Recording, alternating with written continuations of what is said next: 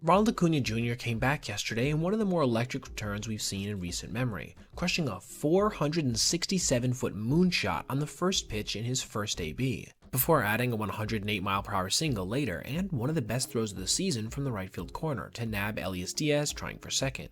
But unfortunately for him, pretty much no one else offensively showed up, resulting in the game being tied 1-1 going into the ninth, when Manny Machado crushed this go-ahead homer to put the Padres up 2-1. But all of this was simply an appetizer for what would happen in the bottom of that inning, when Eli White managed to make a mind-numbingly dumb base running play that I don't believe I've ever seen anything quite like before. But first, let's examine how he got there. Alex Verdugo would lead off versus Robert Suarez, grounding a 3-1 fastball just past the sliding glove of Xander Bogaerts, giving the Braves a leadoff base runner. Our titular character Eli would then enter the game as a pinch runner. Sean Murphy would follow this with what amounted to essentially a swinging bunt down the third base line that had some crazy English on it, spinning fair at the last second before being fielded by Elias Diaz, who made a ridiculously good spinning play to nab the Braves' backstop by an inch.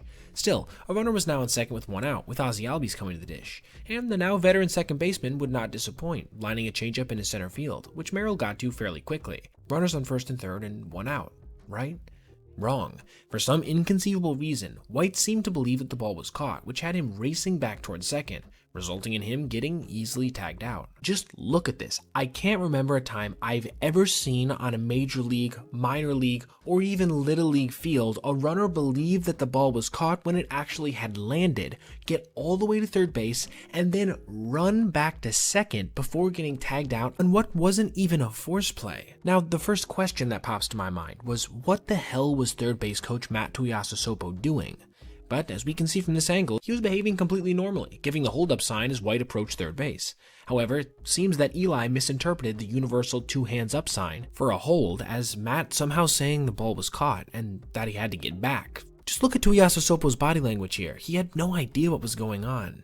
And as you might expect, this ended up being a game-losing blunder after Michael Harris II grounded out to short, sealing one of the most bizarre losses we've seen yet this year, on one of the most uniquely stupid plays I've ever seen on an MLB field. Good for the Padres, they broke their losing streak, but I have to say it does suck to me that the heroic efforts of the returning Acuna ended up being completely wasted.